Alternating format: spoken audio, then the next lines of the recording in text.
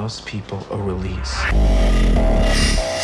for all the hatred and violence that they keep up inside them. Why don't you guys Hey kill guys, someone? Lucas here again for another movie review. Today it is for the new low-budget horror film or thriller, The Purge, which is starring Ethan Hawke and Lena Headey, and you've probably seen at least commercials or talk about this movie because it has this premise where in really near future America that once a year they have this annual event called The Purge where for 12 hours crime is legal. You can murder someone, you can rape someone, you can rob a Wendy's, and it's all legal for that 12 hours, and this allows people to get the rage that they have inside them out because in this future there's very little crime, very little poverty, and very little unemployment.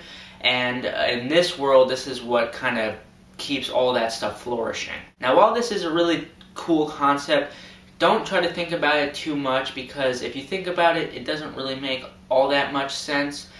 But I will say that to really enjoy this movie, you can't think about the premise at all. And in this movie, Ethan Hawke's character, he's a home security salesman. He lives in a super fancy house, got married to Lena Headey. They got 2 kids, live in a very fancy, safe neighborhood. And on the night of the Purge, there's this guy that's screaming for help, and the youngest son, out of fear or guilt or whatever, lets up the security system so the guy can come in and be safe, but these crazy people that want to kill this guy say you have to let this guy go in this certain amount of time or we're going to come in to your house and kill you. Unfortunately, this movie squanders a lot of the potential that it did have.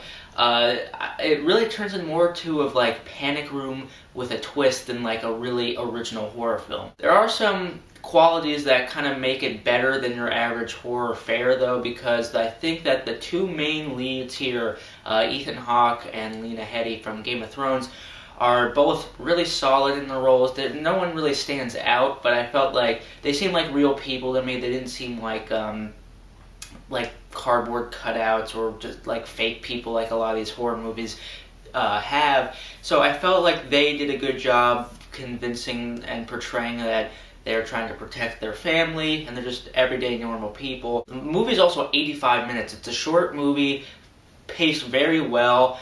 You get, all your exposition and stuff with the family in the beginning, and then once the actual purge starts, it's satisfying, it's well done. I felt like for the most part it's well shot. They have some shaky cam, but it's nothing too bothersome, or you can see what's going on. It's a never boring movie, it's paced well, and I felt the whole setup and explanation of the actual purge, even though it doesn't make a whole lot of sense, was set up well. But to me, the thing that was really entertaining in this movie is the kills, especially near like the last 30 minutes of this movie, once it goes into full-on invasion mode.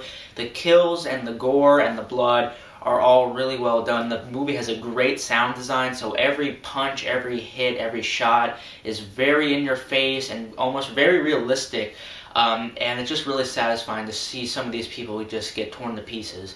Unfortunately, this film does just seem to kind of fall into the horror tropes that a lot of these movies have.